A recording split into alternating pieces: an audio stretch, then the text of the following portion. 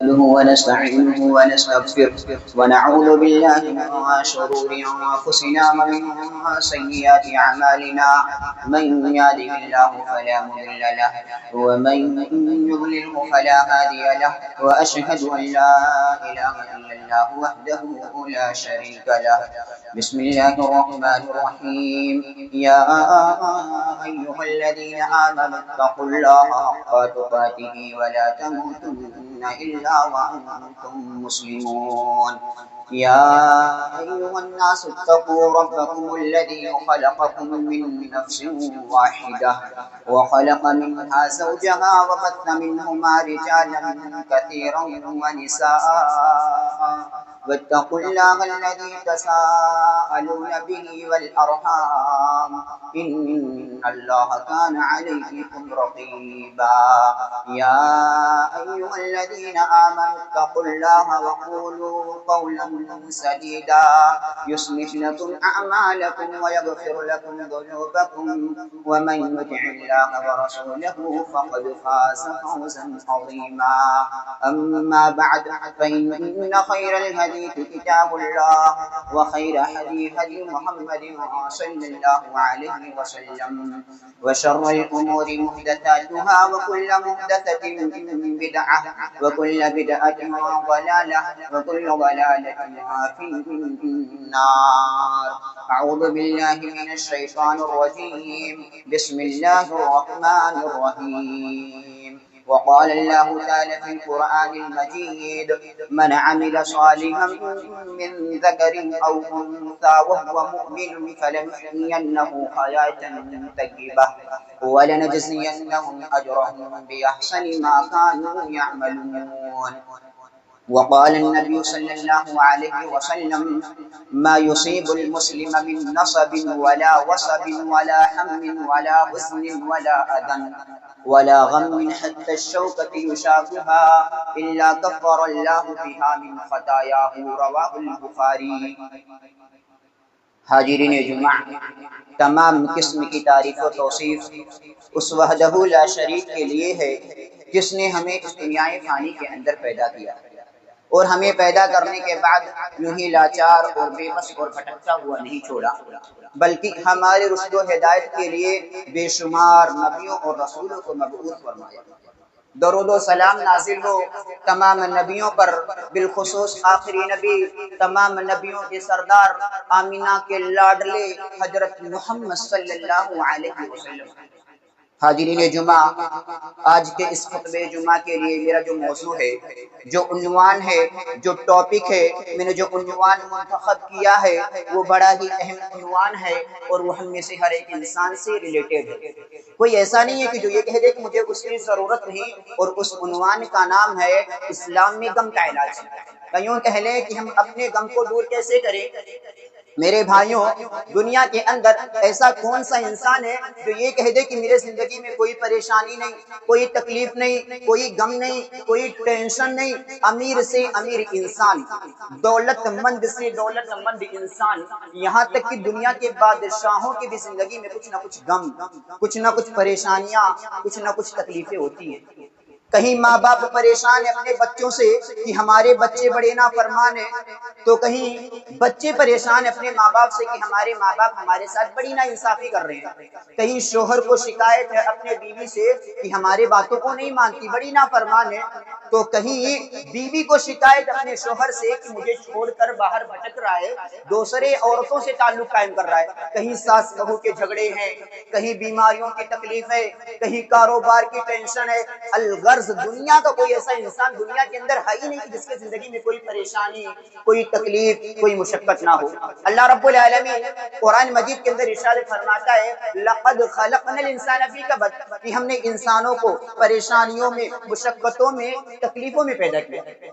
یعنی اگر انسان اس دنیا کے اندر زندہ رہے گا تو اس کی زندگی میں پریشانیاں آئیں گی، تکلیفیں آئیں گی، مشقتیں آئیں گی۔ ایسا نہیں ہو سکتا کہ آپ دنیا کے اندر زندہ رہیں، آپ کی زندگی میں پریشانیاں نہ آئیں، تکلیفیں نہ آئیں، مشقتیں نہ آئیں۔ میرے بھائیوں، اور اللہ رب العالمین قرآن مجید کے دوسرے مقامات پر ارشاد فرماتا: وَأَنَّهُ هُوَ أَضْحَكَ وَأَبْكَىٰ، کہ اللہ ہی کی ذات ہے جو بندوں کو ہنساتی بھی ہے اور اللہ ہی کی ذات ہے جو بندوں کو رلاتی بھی ہے۔ خوشی کے ساتھ دنیا میں ہزاروں غم بھی ہوتے ہیں، کہیں بجتی ہے شہنائی کہیں ماتم بھی ہوتے ہیں۔ میرے بھائیوں، اس دنیا کے اندر، اس کائنات کے اندر غموں کا، پریشانیوں کا طویل سلسلہ ہے میرے بھائیوں۔ کیا اللہ کے نبیوں پر پریشانیاں نہیں آئی؟ کیا اللہ کے رسولوں پر غم کے پہاڑ نہیں ٹوٹے؟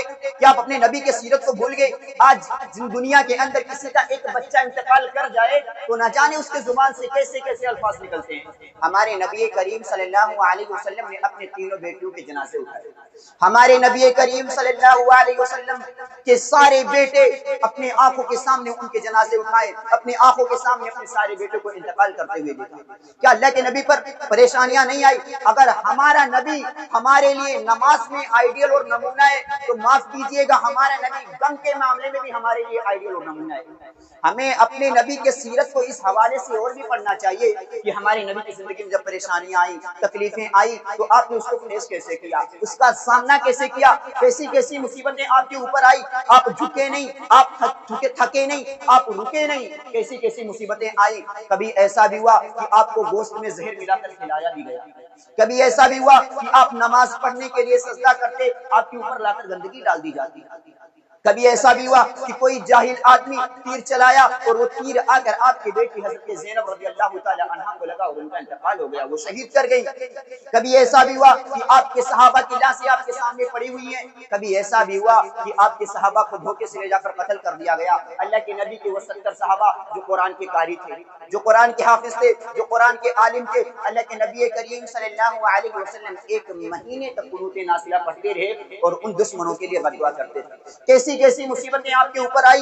ہاں یہ الگ بات ہے کہ نبی اکرم کی زندگی میں جو پریشانیاں آئیں، جو تکلیفیں آئیں، جو مشقتیں آئیں، ان کا تعلق دین سے تھا۔ اللہ کے نبی کریم صلی اللہ علیہ وسلم کبھی اپنی دنیا کے لیے پریشان نہیں ہوئے۔ حضرت اماں عائشہ رضی اللہ تعالیٰ عنہا کہتی ہیں کہ 2 مہینے گزر جاتے تھے، ہمارے گھر میں چولہا نہیں جلتا تھا، ہمارے گھر میں کھانا نہیں بنتا تھا، ہم کھجور کھا کر کے اور پانی پی کر کے گزارا کرتے تھے۔ لیکن اللہ رب العالمین سے اللہ کے نبی کریم صلی اللہ علیہ وسلم نے کبھی نہیں کہا کہ اللہ میں 2 مہینے سے کھانا نہیں کھایا ہوں۔ اللہ کے نبی کریم صلی اللہ علیہ وسلم کو پریشانیاں تھی تو دین کے تعلق سے تھی، دنیا کے تعلق سے نہیں۔ اللہ رب العالمین قرآن مجید کے اندر نقشہ کھینچتا ہے فَلَعَلَّكَ بَاخِعٌ نَفْسَكَ عَلَىٰ آثَارِهِمْ إِن لَّمْ يُؤْمِنُوا بِهَٰذَا الْحَدِيثِ أَسَفًا۔ اے نبی کہیں ایسا نہ ہو اگر یہ لوگ ایمان نہ لائیں، اگر یہ لوگ ایمان نہ لائیں تو ان کے ایمان نہ لانے کی فکر میں آپ اپنی جان دے دیں۔ اے نبی کہیں ایسا نہ ہو اگر یہ لوگ ایمان نہ لائیں تو ان کے ایمان لانے کی ٹینشن میں آپ گھل مل کر ختم ہو جائیں۔ اے نبی کہیں ایسا نہ ہو ان کے ایمان نہ لانے کی غم میں آپ اپنے آپ کو ہلاک کر دیں، آپ اپنے آپ کو برباد کر ڈالیں۔ اللہ رب العالمین کہتا ہے فَلَعَلَّكَ بَاخِعٌ نَفْسَكَ عَلَىٰ آثَارِهِمْ إِن لَّمْ يُؤْمِنُوا بِهَٰذَا الْحَدِيثِ أَسَفًا۔ اے نبی آپ ان کے ایمان لانے کی ٹینشن نہ لیجیے، ان کے ایمان لانے کے لیے آپ تکلیف مت اٹھائیے۔ اللہ رب العالمین جس کو توفیق دے گا وہ ایمان لے آئے۔ نبی کو اگر توفیق ہے، نبی کو اگر ٹینشن ہے، پریشانی ہے اس بات کی ہے کہ لوگ توحید پر آ جائیں، لوگ شرک کو چھوڑ دیں، لوگ جہنم سے بچ جائیں، لوگ جنت کی طرف چل جائیں، نبی کو اگر تکلیف ہے تو اس بات کی تکلیف ہے۔ تو میرے بھائیوں، اللہ کے نبی کریم صلی اللہ علیہ وسلم کی زندگی میں بھی پریشانی آئی۔ سوال یہ کہ جب ہماری زندگی میں پریشانیاں آئیں، تکلیفیں آئیں تو ہمیں کیا کرنا چاہیے؟ ہمارے بہت سے سارے نوجوان جب ان کی زندگی میں پریشانیاں آتی ہیں تو سیڈ سانگ لگا کر اپنے کانوں میں سننے لگتے ہیں، اور بہت سارے نوجوان شراب کا سہارا لیتے ہیں اپنی پریشانیوں کو دور کرنے کے لیے۔ حالات تو یہاں تک کہ ایک میڈیکل کا اسٹوڈنٹ جو نیٹ کے ایگزام کو کلیئر نہیں کر پاتا ہے، اس کے انٹریسٹ کو پاس نہیں کر پاتا ہے، اس کے ٹیسٹ کو پاس نہیں کر پاتا ہے، تو اگلے دن اخبار میں یہ خبر آتی ہے کہ فلاں اسٹوڈنٹ نے سوسائڈ کر لیا۔ اس کو لگ رہا ہے کہ میرے ماں باپ میرے اوپر اتنا خرچ کر رہے ہیں، اتنا سب کچھ کر رہے ہیں، میں ایک نیٹ کے ایگزام کو نہیں کلیئر کر پاتا ہوں، اور وہ کیا کر لیتا ہے؟ سوسائڈ کر لیتا ہے۔ آج دنیا پریشان ہے غموں سے، تکلیفوں سے، ڈپریشن سے۔ سوال یہ ہے کہ اس کا علاج کیا ہے؟ پریشانیوں کا علاج کیا ہے؟ میرے بھائیوں، اسلام میں غم کا سب سے پہلا علاج، آپ اپنے عقیدے کو درست کر لیجئے، ایک اللہ کا در کا بھکاری بنیے۔ اللہ رب العالمین قرآن مجید کے اندر ارشاد فرماتا ہے یا ایھا الناس انتم الفقراء الی اللہ واللہ هو الغنی الحمید، کہ اے لوگو تم سب کے سب اللہ کے در کے بھکاری ہو، اللہ کے در کے محتاج ہو، اپنے آپ کو اللہ کا در کا بھکاری بنا لیجیے۔ میرے بھائیوں، جس انسان کا عقیدہ درست نہ ہو تو وہ کبھی اپنے ہاتھ میں دھاگا پہنتا ہے، کبھی گلے میں تعویذ لٹکاتا ہے، کبھی مزاروں کی خاک چھانتا ہے، کبھی پرندوں کو دیکھ کر غلط عقیدہ تصور کرتا ہے، کبھی ہری جھنڈیوں کو سلامی دیتا ہے، کبھی بلی کو دیکھ کر راستہ کاٹ لیتا ہے۔ میرے بھائیوں، جس انسان کا عقیدہ درست نہ ہو اس کی زندگی میں پریشانیاں آئیں گی، اس کی زندگی میں تکلیفیں آئیں گی۔ توحید والا سکون سے زندگی گزارتا ہے۔ اللہ رب العالمین قرآن مجید کے اندر ارشاد فرماتا ہے فَأَقِمْ وَجْهَكَ لِلدِّينِ حَنِيفًا، کہ اے نبی آپ اپنا چہرہ اللہ کے دین کی طرف کر لیجئے۔ فَأَقِمْ وَجْهَكَ لِلدِّينِ حَنِيفًا، اے نبی آپ اپنا چہرہ اللہ کے دین کے لیے یکسو کر لیجئے۔ فطرۃ اللہ التي فطر الناس علیہا، کیونکہ اللہ کا دین اسلام ہے، یہ دین فطرت ہے، یہ فطرت کی آواز ہے، یہ نیچر کی آواز ہے۔ نبی کریم صلی اللہ علیہ وسلم ارشاد فرماتے ہیں کہ جب بچہ ماں کے پیٹ سے پیدا ہوتا ہے تو وہ توحید پر پیدا ہوتا ہے، وہ ایک اللہ کو ماننے والا پیدا ہوتا ہے۔ بچے کے پیرنٹس، اس کے والدین اسے عیسائی بناتے ہیں، اسے کرسچن بناتے ہیں، اسے نان مسلم بناتے ہیں، یہ بچے کے پیرنٹس بناتے ہیں۔ بچہ تو ایک اللہ کو ماننے والا پیدا ہوتا ہے، وہ توحید پر پیدا ہوتا ہے۔ تو میرے بھائیوں، اپنے غم اور پریشانیوں کو دور کرنا ہے تو سب سے پہلے اپنے اندر توحید پیدا کرو۔ اور اگر مسلمانوں کو توحید بتلانی پڑے تو یہ سب سے شرم کی بات ہے۔ اسلام کی تو بنیاد ہے توحید، قرآن کی تو بنیاد ہے توحید۔ اللہ رب العالمین قرآن مجید کے اندر ارشاد فرماتا ہے وَلَقَدْ بَعَثْنَا فِي كُلِّ أُمَّةٍ رَسُولًا أَنِ اعْبُدُوا اللَّهَ وَاجْتَنِبُوا الطَّاغُوتَ، کہ میرے دنیا کے اندر جتنے بھی رسولوں کو، جتنے بھی نبیوں کو دنیا کے اندر بھیجا، یہی میسج دے کر کے بھیجا کہ اپنی قوم والوں سے جا کر کہہ دو کہ صرف ایک اللہ کی عبادت کرو۔ اللہ نے ہمیں پیدا کیوں کیا؟ ہمارے زندگی کا بھی مقصد توحید ہے۔ اللہ رب العالمین قرآن مجید کے اندر ارشاد فرماتا ہے وَمَا خَلَقْتُ الْجِنَّ وَالْإِنسَ إِلَّا لِيَعْبُدُونِ، کہ ہم نے انسانوں کو، ہم نے جناتوں کو صرف اور صرف اپنی عبادت کے لیے پیدا کیا ہے۔ میرے بھائیوں، یہ پیشانی ہمارے جسم کا سب سے ٹاپ کا حصہ ہے، اس کو کسی اور کے در پر جھکا کر ذلیل مت کرو۔ میرے بھائیوں، جب بھی مانگو اس رب سے مانگو جس نے زکریا کو بڑھاپے میں یحییٰ دیا، جس نے یوسف علیہ السلام کو دعاؤں کو قبول کیا، جس نے یونس علیہ السلام کے دعاؤں کو قبول کیا، جس نے محمد صلی اللہ علیہ وسلم کو دشمنوں کے نرجے سے بچایا۔ تو میرے بھائیوں، اسلام میں غم کا سب سے پہلا علاج ہے۔ اگر آپ چاہتے کہ آپ کی زندگی سے پریشانیاں، یہ تکلیفیں، یہ مشقتیں دور ہو جائیں تو اپنے اندر توحید پیدا کرو، اپنے عقیدے کا علاج کرو۔ اسلام میں غم کا دوسرا علاج، اگر آپ چاہتے کہ آپ کی زندگی سے پریشانیاں، تکلیفیں، مشقتیں دور ہو جائیں تو میرے بھائیوں اپنے اندر تقویٰ پیدا کرو، اللہ کا خوف پیدا کرو، پرہیزگار بنو۔ یہ پرہیزگاری کیا ہے؟ یہ تقویٰ کیا ہے؟ رمضان کا مہینہ آتا ہے، گرمی کا موسم ہوتا ہے، 41-42 کا ٹمپریچر چل رہا ہے، گلا، حلق یہ پیاس اور بھوک سے سوکھ کر کاٹا ہو گیا ہے۔ ہم وضو کرنے کے لیے، کلی کرنے کے لیے منہ کے اندر پانی ڈالتے ہیں اور کیا کرتے ہیں؟ اس کو واپس لے آتے ہیں اور وہ پانی ہوتا ہے حلق کے اندر جاتا ہے، منہ تک جاتا ہے لیکن حلق کو کراس نہیں کرتا، واپس آ جاتا ہے۔ ایسی کون سی چیز تھی جو آپ کے اس پانی کے قطرے کو آپ کے حلق کے اندر نہیں جانے دی؟ اگر آپ چاہتے تو آپ اس پانی کے بوند کو اپنے حلق کے اندر ڈال لیتے، کوئی دیکھ نہیں رہا تھا، آجو باجو والے دیکھ نہیں رہے تھے۔ بتاؤ ایسی کون سی چیز تھی جو آپ کے اس پانی کے قطرے کو آپ کے حلق کے اندر نہیں جانے دیا؟ میرے بھائیوں، وہ اللہ کا تقویٰ ہی تھا، اللہ کا خوف تھا جو آپ کے اس پانی کے بوند کو آپ کے حلق کے اندر نہیں جانے دیا۔ اللہ رب العالمین قرآن مجید کے اندر ارشاد فرماتا ہے وَمَن يَتَّقِ اللَّهَ يَجْعَل لَّهُ مَخْرَجًا، جو بھی اللہ رب العالمین سے ڈرے گا، جو بھی اللہ رب العالمین کا تقوی اختیار کرے گا، وَمَن يَتَّقِ اللَّهَ يَجْعَل لَّهُ مَخْرَجًا، اللہ رب العالمین کہتا ہے اس کے لیے کوئی نہ کوئی راستہ ضرور نکال دیں گے۔ وَيَرْزُقُ مِنْ حَيْثُ لَا يَحْتَسِبُ، اور اللہ رب العالمین اس کو وہاں سے روزی دے گا جہاں سے وہ گمان بھی نہیں کر سکتا، سوچ بھی نہیں سکتا۔ اور ایک جگہ اللہ رب العالمین ارشاد فرماتا ہے وَلَوْ أَنَّ أَهْلَ الْقُرَىٰ آمَنُوا وَاتَّقَوْا لَفَتَحْنَا عَلَيْهِمْ بَرَكَاتٍ مِّنَ السَّمَاءِ وَالْأَرْضِ، کہ اگر یہ گاؤں والے، اگر یہ بستی والے، اگر یہ سوسائٹی والے، اگر یہ ایمان والے بن جائے، اللہ سے ڈرنے والے بن جائے، وَلَوْ أَنَّ أَهْلَ الْقُرَىٰ آمَنُوا وَاتَّقَوْا لَفَتَحْنَا عَلَيْهِمْ بَرَكَاتٍ مِّنَ السَّمَاءِ وَالْأَرْضِ، اللہ رب العالمین کہتا ہے میں آسمان سے ان کے لیے آسمان و زمین سے برکتوں کی دروازے کھول دوں گا۔ تو میرے بھائیوں، اگر آپ چاہتے کہ آپ کی زندگی سے پریشانیاں، یہ تکلیفیں، یہ مشقتیں ختم ہو جائیں نا میرے بھائیوں، تو اپنے اندر کیا کرنا ہے؟ اللہ کا خوف پیدا کرنا ہے، اللہ کا ڈر پیدا کرنا ہے، متقی بننا ہے، پرہیزگار بننا ہے۔ یہ رہا اسلام میں غم کا دوسرا علاج۔ اگر آپ چاہتے ہیں کہ آپ کی زندگی سے پریشانیاں، یہ تکلیفیں، یہ مشقتیں ختم ہو جائیں، اور ہماری زندگی میں جو پریشانیاں، یہ تکلیفیں، یہ مشقتیں جو بھی آتی ہیں، یہ کیوں آتی ہیں؟ ہمارے زندگی میں جو مسائل آتے ہیں نا میرے بھائیوں، اس مسائل کی بہت سارے گناہوں کی وجہ ہم ہوتے ہیں۔ جو ہمارے زندگی میں پریشانیاں آتی ہیں، اس کی وجہ ہمارے گناہ ہوتے ہیں، ہمارے سیاہ کارنامے ہوتے ہیں، ہمارے کرتوت ہوتے ہیں۔ اللہ رب العالمین قرآن مجید کے اندر ارشاد فرماتا ہے وَمَا أَصَابَكُم مِّن مُّصِيبَةٍ فَبِمَا كَسَبَتْ أَيْدِيكُمْ وَيَعْفُو عَن كَثِيرٍ، کہ جو کچھ بھی برائیاں، جو کچھ بھی تکلیفیں اگر انسانوں کو پہنچتی ہے، وہ اس کے برائیوں کے نتیجے ہوتے ہیں۔ وَمَا أَصَابَكُم مِّن مُّصِيبَةٍ فَبِمَا كَسَبَتْ أَيْدِيكُمْ وَيَعْفُو عَن كَثِيرٍ۔ اللہ رب العالمین کہتا ہے میں تو بہت سارے گناہوں کو معاف کر دیتا ہوں، درگزر کر دیتا ہوں، چھوڑ دیتا ہوں۔ اگر اللہ رب العالمین سارے گناہوں کی مواخذہ اگر دنیا کے اندر کرنے لگے، اللہ رب العالمین ارشاد فرماتا ہے وَلَوْ يُؤَاخِذُ اللَّهُ النَّاسَ بِمَا كَسَبُوا مَا تَرَكَ عَلَىٰ ظَهْرِهَا مِن دَابَّةٍ۔ اگر اللہ رب العالمین وَلَوْ يُؤَاخِذُ اللَّهُ النَّاسَ بِمَا كَسَبُوا، اگر اللہ رب العالمین لوگوں کی گرفت کرنے لگے، لوگوں کی پکڑ کرنے لگے ان کے گناہوں کی بدولت، تو اللہ رب العالمین کہتا ہے مَا تَرَكَ عَلَىٰ ظَهْرِهَا مِن دَابَّةٍ، اس دنیا کے اندر کوئی انسان، کوئی جاندار، کوئی جانور بچے گا ہی نہیں۔ اگر اللہ رب العالمین ہمارے ساری گناہ کی سزا اگر دنیا کے اندر دینے لگے، تو دنیا کے اندر کوئی جاندار بچے گا۔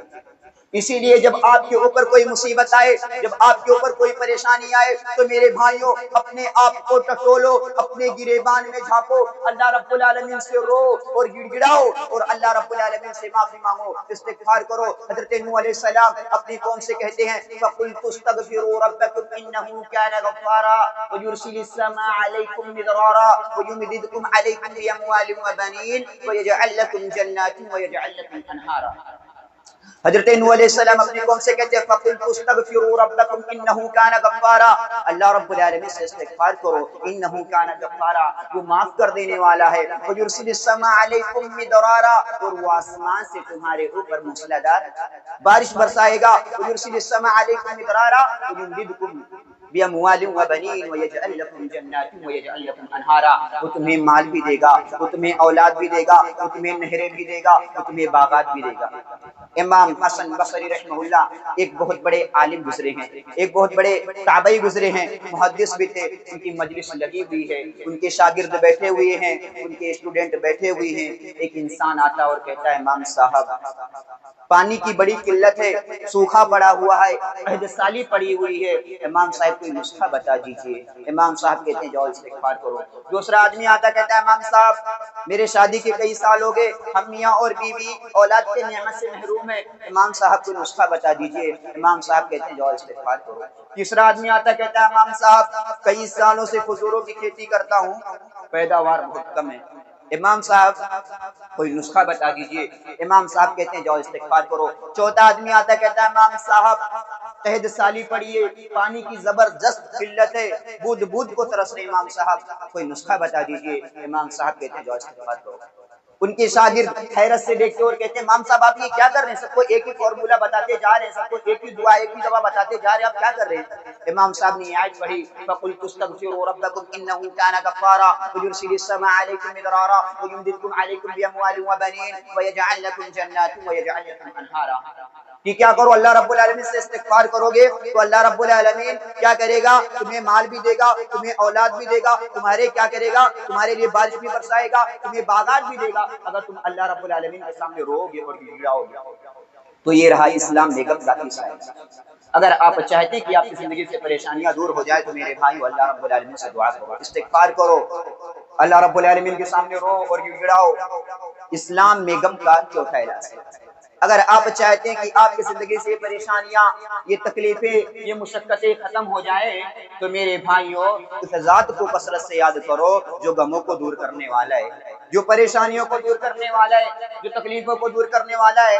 اللہ رب العالمین قرآن مجید کے اندر ارشاد فرماتا ہے فَاذْكُرُونِي أَذْكُرْكُمْ، کہ اے میرے بندو تم مجھے یاد کرو میں تمہیں یاد کروں گا، تم میرا ذکر کیا کرو، مصیبتوں میں، پریشانیوں میں، تکلیفوں میں تمہارے کام آؤں گا۔ اور اللہ رب العالمین ایک جگہ ارشاد فرماتا ہے الذین آمنوا وتطمئن قلوبهم بذکر اللہ الا بذکر اللہ تطمئن القلوب، کہ اے ایمان والو ہماری یاد سے تمہارے دلوں کو سکون پہنچے گا، تمہارے دلوں کو اطمینان پہنچے گا، تم ہمیں جتنا یاد کرو گے تمہارے دلوں کو سکون پہنچے گا۔ اللہ کے نبی کریم صلی اللہ علیہ وسلم ارشاد فرماتے ہیں کہ اللہ رب العالمین ارشاد فرماتا ہے، بخاری مسلم کی روایت ہے کہ اللہ رب العالمین ارشاد فرماتا ہے، حدیث قدسی اللہ کے نبی کریم صلی اللہ علیہ وسلم ارشاد فرماتے ہیں کہ اللہ رب العالمین ارشاد فرماتا ہے انا عند ظن عبدی بی، کہ میں اپنے بندے کے گمان کے مطابق ہو جاتا ہوں، یعنی میرا بندہ میرے بارے میں جیسا سوچتا ہے میں ویسا بن جاتا ہوں۔ اگر میرا بندہ میرا ذکر کرتا ہے اپنے نفس کے اندر، اپنے دل کے اندر، تو میں بھی اپنے بندوں کو اپنے دل میں یاد کرتا ہوں۔ اور اللہ رب العالمین کہتا ہے اگر بندہ کسی مجلس میں میرا ذکر کرتا ہے اس سے بہتر مجلس میں اس کا ذکر کرتا ہوں۔ پھر اللہ رب العالمین کہتا ہے اگر بندہ میرے پاس ایک ہاتھ چل کر آتا ہے نا، ایک بتا چل کر آتا تو اللہ رب العالمین اس کے پاس ایک ہاتھ چل کر جاتا ہے، اور اگر بندہ ایک گز چل کر جاتا تو اللہ رب العالمین کیا کرتا ہے اس کے پاس چل کر جاتا ہے، اور اگر بندہ چل کر آتا اللہ رب العالمین کے پاس تو اللہ رب العالمین کیا کرتا ہے اس کے پاس دوڑ کر جاتا ہے۔ اسی لیے کیا ہے کہ اللہ رب العالمین کو یاد کرو، اللہ رب العالمین کا ذکر کرو۔ ہمارا تو مسئلہ ہے کہ ہمیں مصیبتوں میں صرف اللہ یاد آتا ہے۔ جب بچہ تندرست ہو تو کون اللہ کو یاد کرتا ہے؟ جب بیماری آئے تب اللہ یاد آتا ہے، اور جب کاروبار اچھا چل رہا ہو تو کون اللہ کو یاد کرتا ہے؟ جب کاروبار میں بندی آئے، جب لاس لگے تجارت کے اندر تب اللہ یاد آتا ہے۔ اسی لیے اللہ کے نبی کریم صلی اللہ علیہ وسلم ارشاد فرماتے ہیں تعرف الیہ فی الرخاء یعرفک فی الشدہ، کہ تم اپنے اچھے دنوں کے اندر اللہ رب العالمین کو یاد کرو، یعرفک فی الشدہ، آپ کے برے دنوں میں آپ کو اللہ رب العالمین یاد کرے گا۔ تو میرے بھائیوں، جو انسان اللہ رب العالمین کو یاد کرتا ہے نا تو اس کے دل کے اندر ایک فیلنگ ہوتی ہے، ایک احساس ہوتا ہے کہ اللہ میرے ساتھ ہے۔ اور جس انسان کے اندر یہ فیلنگ ہو جائے کہ اللہ ہمارے ساتھ ہے تو برے سے برے حالات، کریٹیکل سے کریٹیکل سچویشن، برے سے برے حالات میں بندہ کبھی مایوس نہیں ہوتا۔ آئیے ایک سچویشن آپ کے سامنے بیان کرتا ہوں۔ 1400 سال پہلے مکہ کے سرزمین سے دو لوگ نکلتے ہیں، ایک کا نام ہے محمد ابن عبداللہ، دوسرے کا نام حضرت ابو بکر صدیق رضی اللہ تعالی عنہ۔ اللہ رب العالمین کی طرف سے حکم ہوا کہ اے محمد آپ کو یثرب جانا ہے، آپ کو مدینہ کی طرف جانا ہے۔ اللہ کے نبی کریم صلی اللہ علیہ وسلم ڈپلومیسی اختیار کر رہے ہیں، تدبیر اختیار کر رہے ہیں۔ میرے بھائیوں، اسلام جو یہ پھیلا ہے نا، یہ صرف دعاؤں کے ذریعہ نہیں پھیلا ہے، یہ تدبیر اور حکمت کے ذریعہ بھی پھیلا ہے۔ اللہ کے نبی کریم صلی اللہ علیہ وسلم کو اگر اللہ رب العالمین چاہتا تو کوئی تعلیم بھیج دیتا ہے، نبی آپ اس پر سوار ہو جائیے اور اب مکہ سے مدینہ چلے جائیے۔ اللہ کے نبی کریم صلی اللہ علیہ وسلم نے مکہ سے مدینہ کے 480 کلومیٹر کا سفر بڑی مشقتوں سے، بڑی پریشانیوں سے، بڑی تکلیفوں سے طے کیا تھا۔ میرے بھائیوں، اللہ کے نبی کریم صلی اللہ علیہ وسلم جب مدینہ سے مکہ کے لیے نکلے، انہوں نے اللہ کے نبی کریم صلی اللہ علیہ وسلم نے اس کے کیا جو آسان نارمل راستہ اس کو نہیں اختیار کیا، بلکہ اللہ کے نبی کریم صلی اللہ علیہ وسلم نے ساحل سمندر والا راستہ اختیار کیا۔ پہلے کے دور میں لوگ گائیڈ لیتے تھے، کوئی لوکیشن گوگل میپ نہیں ہوتا تھا کہ آپ لوکیشن بھیج دیجیے اور وہاں تک پہنچ جائیے۔ اللہ کے نبی کریم صلی اللہ علیہ وسلم نے ایک غیر مسلم کو گائیڈ بنایا، اور جب اللہ کے نبی کریم صلی اللہ علیہ وسلم مکہ سے مدینہ سے مکہ کے لیے نکلے تو جب اس غار طور کے اندر پہنچے، اللہ رب العالمین قرآن مجید کے اندر ارشاد فرماتا ہے الا تنصروه فقد نصره الله اذ اخرجه الذين كفروا ثاني اثنين اذ هما في الغار، کہ اے مسلمانوں تم کان کھول کر کے سن لو، الا تنصروه فقد نصره الله اذ اخرجه الذين كفروا ثاني اثنين اذ هما في الغار۔ اے مسلمانوں تم کان کھول کر کے سن لو، اگر تمہیں میرے نبی کی مدد کرنی پڑے، اگر تم نہیں کرو گے تو کوئی بات نہیں، اللہ رب العالمین 1400 سال پہلے اپنے نبی کی مدد کر چکا ہے۔ یاد کرو وہ موقع جب اللہ کے نبی اور حضرت ابو بکر صدیق رضی اللہ تعالی عنہ اس غار ثور کے اندر تھے۔ حضرت ابو بکر صدیق اپنے نبی سے کہتے اے نبی اب تو ہم پکڑ لیے جائیں گے، اے نبی اب تو ہم گرفتار کر لیے جائیں گے، اگر یہ کافر لوگ تھوڑا سے بھی نیچے کی طرف دیکھ لیں تو پکڑ لیے جائیں گے، ہم اریسٹ کر لیے جائیں گے۔ اللہ کے نبی کریم صلی اللہ علیہ وسلم کہتے ہیں لا تحزن ان اللہ معنا، اے ابو بکر تم غمگین مت ہو، پریشان مت ہو، لا تحزن ان اللہ معنا، اللہ ہمارے ساتھ ہے۔ میرے جس انسان کے اندر یہ فیلنگ ہو کہ اللہ ہمارے ساتھ ہے تو اس کے اوپر کوئی بھی مصیبت آئے اللہ رب العالمین اس کی مصیبتوں کو ہلکا کر دیتا ہے۔ یاد کیجئے وہ غار ثور کا وہ نازک موڑ جس کے اوپر بالکل کافر سر کے اوپر ہی تھے، اگر جو تھوڑی بھی نیچے کی طرف دیکھ لیتے تو اللہ کے نبی پکڑ لیے جاتے۔ تو میرے بھائیوں اپنے رب کو یاد کرو۔ حضرت موسیٰ علیہ السلام اپنے کیا کرتے اپنی قوم کو اپنے ساتھ لے کر جا رہے ہیں۔ حضرت موسیٰ علیہ السلام کی قوم کیا کہتی ہے انا لمدرکون، اے موسیٰ کو ہم پکڑ پکڑ لیے جائیں گے، اب تو ہم گرفتار کر لیے جائیں گے۔ آگے دریائے کلثوم میں پیچھے فرعون کا لشکر حملہ کر رہا ہے، اے حضرت موسیٰ علیہ السلام اب تو ہم پکڑ لیے جائیں گے، اب تو ہم گرفتار کر لیے جائیں گے۔ حضرت موسیٰ علیہ السلام کہتے ہیں قال کلا ان معی ربی سیہدین، ہرگز نہیں، میرا رب میرے ساتھ ہے۔ موسیٰ علیہ السلام جیسے یہ کہتے ہیں میرا رب میرے ساتھ ہے، اللہ رب العالمین قرآن مجید کے اندر ارشاد فرماتا ہے فاوحینا الی موسیٰ ان اضرب بعصاک البحر فانفلق فکان کل فرق کالطود العظیم۔ حضرت موسیٰ علیہ السلام سے اللہ رب العالمین کہتا فاوحینا الی موسیٰ ان اضرب بعصاک البحر، اے موسیٰ تو اپنی لاٹھی کو پانی کے اندر مار دے۔ حضرت موسیٰ علیہ السلام نے جیسے اپنی لاٹھی کو پانی کے اندر مارا، وہ پانی کی موجیں پہاڑ کی طرح کھڑی ہو گئی۔ تو میرے بھائیوں، جس انسان کا یہ عقیدہ رہے گا، جو اللہ رب العالمین کو یاد کرے گا اور اس کے اندر یہ احساس ہوگا کہ اللہ ہمارے ساتھ ہے، تو وہ پانی کے اندر راستہ بھی بنا دے گا، آپ کے لیے پہاڑ کی طرح کھڑا کر دے گا۔ تو اسلام میں غم کا چوتھا علاج، اگر آپ چاہتے ہیں کہ آپ کی زندگی سے پریشانیاں، تکلیفیں، مشقتیں ختم ہو جائیں، تو میرے بھائیوں اپنے اندر کیا کرنا ہے؟ اللہ رب العالمین کا ذکر کرنا ہے، اللہ رب العالمین کو یاد کرنا ہے۔ اسلام میں غم کا پانچواں علاج ہے۔ اگر آپ چاہتے ہیں کہ آپ کی زندگی سے پریشانیاں، تکلیفیں ختم ہو جائیں، تو میرے بھائیوں اپنی زندگی کو زیادہ سے زیادہ ایمان اور عمل والی بناؤ۔ اللہ رب العالمین قرآن مجید کے اندر ارشاد فرماتا ہے من عمل صالحا من ذکر او انثى وهو مؤمن فلنحيينه حیاة طیبة ولنجزینهم اجرهم باحسن ما كانوا يعملون، کہ کوئی بھی مسلمان ہو یا چاہے وہ مرد ہو یا پھر عورت ہو، اگر وہ ایمان والا ہے، نیک عمل کرنے والا ہے، من عمل صالحا من ذکر او انثى وهو مؤمن، اگر وہ مومن ہے، فلنحيينه حیاة طیبة، اللہ رب العالمین کہتا ہے اسے دنیا کے اندر بہترین زندگی دیں گے، پیسفل زندگی دیں گے، اچھی زندگی دیں گے، ولنحيينه حیاة طیبة ولنجزینهم اجرهم باحسن ما كانوا يعملون، اور اللہ رب العالمین کہتا ہے اس کے اس دنیا کے اندر جو اچھائیاں کیا ہے، نیک اعمال کیا ہے، اس کے بہترین بدلہ ہم آخرت کے اندر بھی دیں گے۔ تو میرے بھائیوں، اگر آپ چاہتے ہیں کہ آپ کی زندگی سے پریشانیاں، تکلیفیں دور ہو جائے، تو اپنے اندر ایمان اور عمل پیدا کرو۔ میرے بھائیوں، موت اس کی ہوئی جس کا کرے زمانہ افسوس، یوں تو دنیا میں سبھی آئے ہیں مرنے کے لیے۔ میرے بھائیوں ایسی زندگی بناؤ، ایسی زندگی جی کر جاؤ کہ جب آپ مرو تو آپ کے گلی کا ہر بچہ، ہر بوڑھا، ہر رشتہ دار اور ہر پڑوسی لوگ رو پڑے، ان کے آنکھوں سے آنسو نکل آئے کہ اللہ کا نیک بندہ انتقال کر گیا ہے۔ میرے بھائیوں، اگر آپ چاہتے ہیں کہ آپ کی زندگی سے پریشانیاں، یہ تکلیفیں، یہ مشقتیں دور ہو جائیں، تو میرے بھائیوں اپنی زندگی کو ایمان و عمل والی زندگی بناؤ۔ آخر میں اللہ رب العالمین سے دعا ہے کہ اے بار الہ تمہاری پریشانیوں کو دور کر دے، بار الہ ہم میں سے جو پریشان ہے، بار الہ ان کی پریشانیوں کو خوشیوں میں بدل دے، بار الہ جب تک زندہ رکھ ایمان و عمل کے ساتھ زندہ رکھ۔ آمین وآخر دعوانا ان الحمدللہ رب العالمین۔